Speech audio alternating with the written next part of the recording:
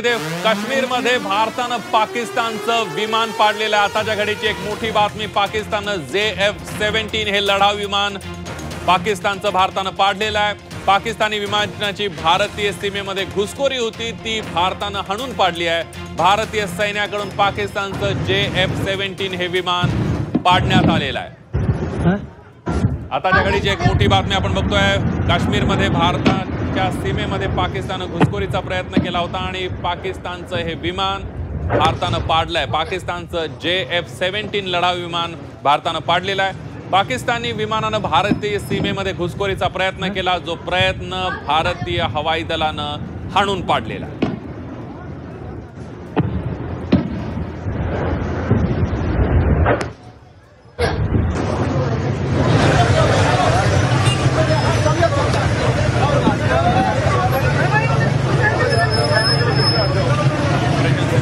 पाकिस्तानकडूनही आगळी केली जाणार अशा प्रकारची शक्यता आहे आणि याच अनुषंगाने भारत सुद्धा अलर्ट मोडवर